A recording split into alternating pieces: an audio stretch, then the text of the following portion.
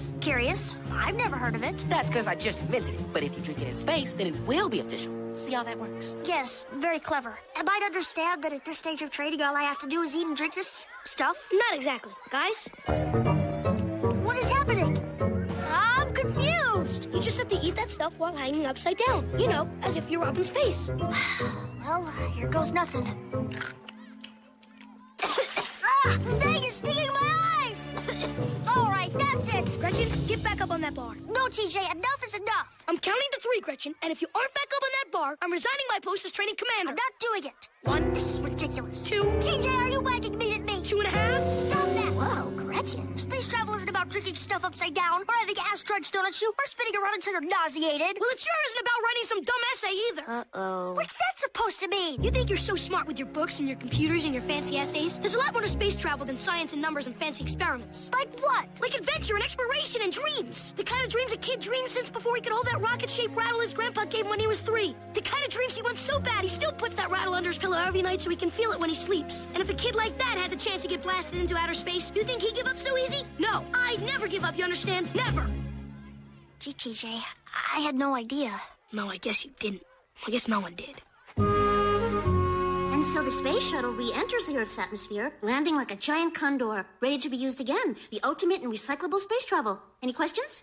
Miss Grokey, are we ever gonna learn about reading or math or animals again? Now, Philip, how often does one have a classmate on the cusp of making history? Ha! TJ, was there something you wanted to say?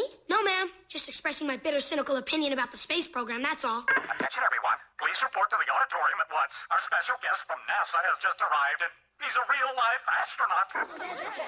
It's time for Gretchen's ceremony. Single file, everyone. Last one out, close the door.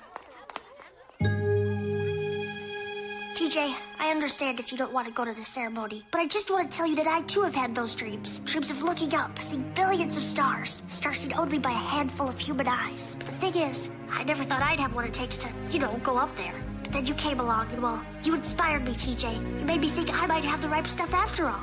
I just wanted you to know that, Teach. If there was one thing I'd change, it would be that you could go up first. Students, faculty, please give a warm 3rd Street welcome to one of the first men to walk on the moon, Buzz Aldrin. I can't believe Teach is gonna miss seeing Buzz Aldrin. Yes, it really does take the proceedings somewhat. Mr. Aldrin, you're a real hero for crying out loud. I just have one question. Why do they call you Buzz? Isn't there a student I'm supposed to honor? Oh, yeah, right. Gretchen, come up here. Don't dally. It's a true honor, Mr. Aldrin. No, the honor's all mine. I read your essay.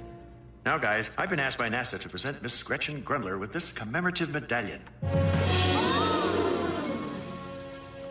Is it, some sort of token for getting on the space shuttle? Beg pardon? You know, for my grand prize flight on the shuttle. Do I drop it in some sort of slot to enter the craft, perhaps? To enter the craft? Gretchen, there must be some sort of mistake. That shiny medallion is your grand prize. You mean I'm not going into space? I'm sorry, but no.